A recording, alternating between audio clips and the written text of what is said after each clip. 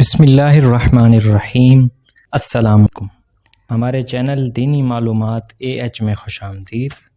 آج کی اس ویڈیو میں ہم جس مضمون پر گفتگو کریں گے وہ ہے طالوت کی بادشاہی۔ ویڈیو شروع کرنے سے پہلے آپ سے درخواست ہے کہ ہمارے چینل کو سبسکرائب ضرور کریں۔ بنی اسرائیل کا نظام یوں چلتا تھا کہ ہمیشہ ان لوگوں میں ایک بادشاہ ہوتا تھا جو ملکی نظام چلاتا تھا، اور ایک نبی ہوتا تھا جو نظام شریعت اور دینی امور کی ہدایت و رہنمائی کرتا تھا۔ اور یوں دستور چلا آتا تھا کہ بادشاہی یہودا ابن یعقوب علیہ السلام کے خاندان میں رہتی تھی، اور نبوت لاوی بن یعقوب علیہ السلام کے خاندان کا ترہ امتیاز تھا۔ حضرت شمعیل علیہ السلام جب نبوت سے سرفراز کیے گئے تو ان کے زمانے میں کوئی بادشاہ نہیں تھا، تو بنی اسرائیل نے آپ سے درخواست تھی آپ کسی کو ہمارا بادشاہ بنا دیجئے، تو آپ نے حکم خداوندی کے مطابق طالوت کو بادشاہ بنا دیا، جو بنی اسرائیل میں سب سے زیادہ طاقتور اور سب سے بڑا عالم تھا، لیکن بہت ہی غریب و مفلس تھا۔ چمڑا پکا کر یا بکریوں کی چرواہی کر کے زندگی بسر کرتا تھا۔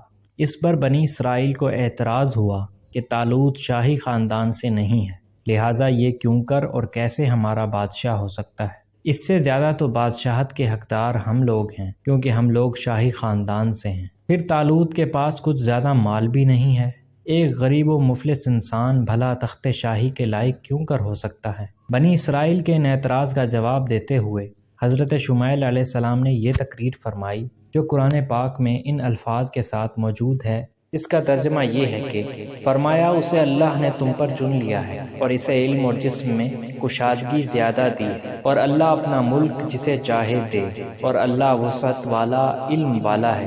اور ان سے ان کے نبی نے فرمایا اس کی بادشاہی کی نشانی یہ ہے کہ آئے تمہارے پاس تابوت جس میں تمہارے رب کی طرف سے دلوں کا چین ہے۔ چنانچہ تھوڑی ہی دیر کے بعد 4 فرشتے صندوق لے کر آ گئے۔ یہ صندوق وہی تابوت سکینہ تھا جو بنی اسرائیل کے لیے رحمت و برکت کا ذریعہ تھا، اور صندوق کو حضرت شمعیل علیہ السلام کے پاس رکھ دیا۔ یہ دیکھ کر تمام بنی اسرائیل نے طالوت کی بادشاہی کو تسلیم کر لیا، اور آپ نے بادشاہ بن کر نہ صرف انتظام ملکی سنبھالا بلکہ بنی اسرائیل کی فوج بھرتی کر کے قوم عمالقہ کے کفار سے جہاد بھی فرمایا۔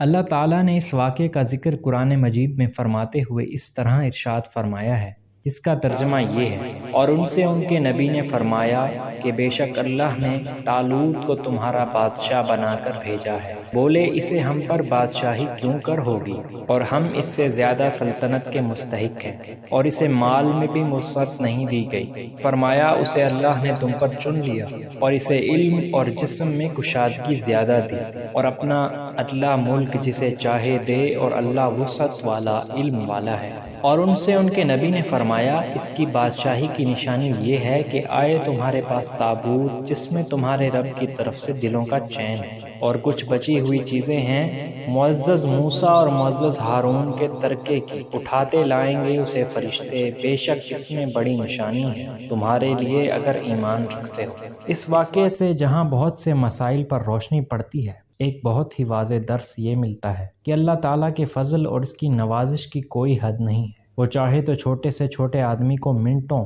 بلکہ سیکنڈوں میں بڑے سے بڑا آدمی بنا دے۔ دیکھ لیجئے کہ حضرت طالوت ایک بہت ہی کم درجے کے آدمی تھے، اور اتنے مفلس تھے کہ چمڑے کو دباغت کر کے اپنی روزی حاصل کرتے تھے، یا بکریاں چرا کر اس کی اجرت سے گزر بسر کرتے تھے، مگر لمحہ بھر میں اللہ تعالیٰ نے انہیں صاحب تخت و تاج بنا کر بادشاہ بنا دیا۔ اس واقعے سے اور قرآن مجید کی عبارت سے معلوم ہوا کہ جسمانی توانائی اور علم کی وسعت بادشاہی کے لیے مالداری سے زیادہ ضروری ہے، کیونکہ بغیر جسمانی طاقت اور علم کے نظام ملکی کو چلانا اور سلطنت کا انتظام کرنا تقریباً محال اور ناممکن ہے۔ اس سے ظاہر ہوا کہ علم کا درجہ مال سے بہت بلند تر ہے۔ آج کی اس ویڈیو میں بس اتنا ہی۔